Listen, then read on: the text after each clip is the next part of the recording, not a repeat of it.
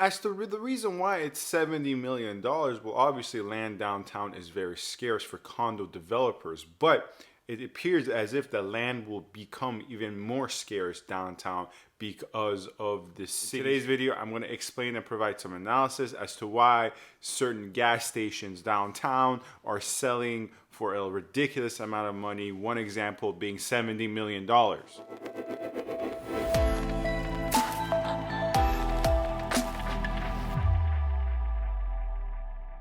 Hello everyone, this is Sam from SaberiSixRealEstate and Remax Realtron Realty Inc. You can find my contact information in the description box, my Gmail, my Instagram, and my phone number for both my office and how to get in touch with me. As well, feel free to subscribe, comment, rate, and review if you find this video or my other videos informative or enjoyable. If not, be honest as to what you don't like and don't subscribe. You don't have to do any of that.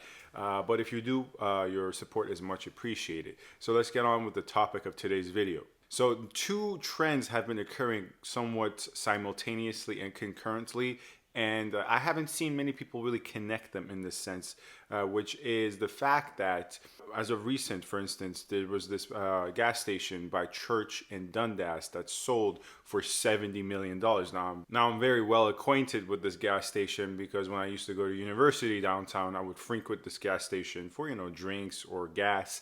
At times, it's not that big of a lot that would justify $70 million.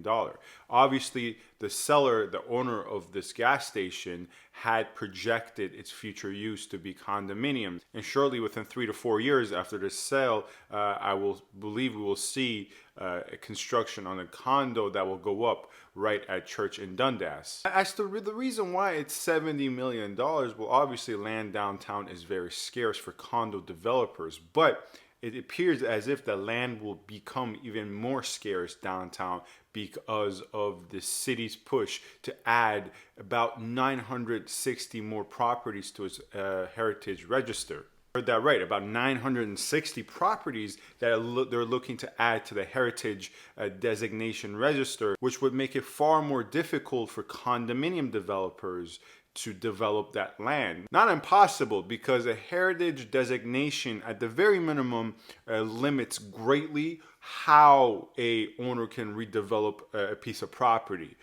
So it can be redeveloped into condominiums, but most likely low rises, and you would have to keep parts of the original structure. Most often it's the front facing facade of the property. So you have to understand that the reason gas stations are going for tons of millions of dollars, tens of millions of dollars into the 50s, 60s is not just because land is scarce downtown. That is obviously a case, but it's even becoming more scarce wherein land that is ripe for redevelopment is being protected by the city. Now, this is just a breakdown analysis, an objective one. I'm not saying whether it's good or bad, but I will present both sides of the argument here shortly. And to be very honest with you, personally speaking, I can see both sides. I am ambivalent about whether this is a good measure or not.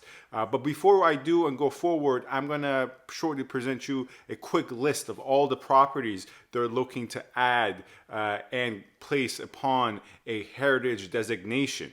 You have 45 to 220s Oslington Avenue, which is about 39 properties right there. And then they're looking to add about 215 or so properties on Queen Street West from 592 to 1734 or 1740. And another additional 162 properties on different streets. Adding this all up, going according to the article I read on this to do a bit more research, it's about 960 or so properties that they're looking to add to the register.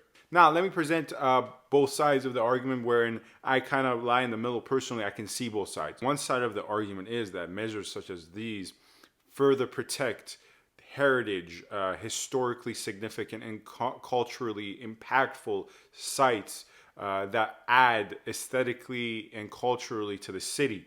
And it's not just a qualitative measure to improve the city. Is also quantitative, because if there's more history to the city, there's more tourism, there's more allure and prestige. So it's both a qualitative and quantitative argument here that it's important to protect the city's cultural and historical sites for the betterment of the city. Now, people on the other side of things, which also I can see this argument too, state that yes, but affordable housing is an issue, and most of these sites, if they were to be just transacted as it is, even though they're older, they're historically significant.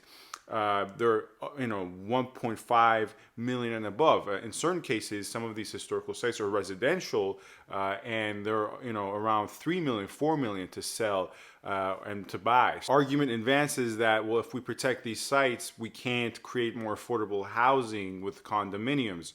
Now, one criticism I have of that is that it's not as if that condominiums that were going to be built upon these lands would be that affordable in the first place. Sure, they would be more affordable than the $1 million and above price point, but still, affordable housing will be an issue, just not as big as an issue. So point being, I can see both sides of this. And to be clear, it's not as if it's written in stone and it's concrete right now that all these properties are protected and have been added to the heritage. Obviously, there's going to be a city council meeting on the 30th of November. At the time of recording of this video, it's November 24th. So my suspicion is that the city will try to make both sides happy by protecting some of these properties, but not all. I would be very shocked if all these properties actually do get the heritage designation. With this in mind, I can see gas stations and parking lots going for more and more and more, because if builders can no longer redevelop older properties, they have to now go towards bidding wars for parking lots and gas stations. And, I can see, $100 million price points in the future for certain gas stations and parking lots. And those owners, depending on their own finances, they're in, for a good time, because they're, once again, depending on their own finances, they might be in debt because they purchased a parking lot. Assuming a reasonable amount of due diligence, if they are just even breaking even on a parking lot, they're literally sitting on a gold mine. So that's just today's video. As always, if you have any further questions, feel free to get in touch, ask me in the comments or through my Gmail. If you enjoyed this video, subscribe, comment, rate, and review, and feel free to get in touch. Thank you for watching, and stay tuned for more.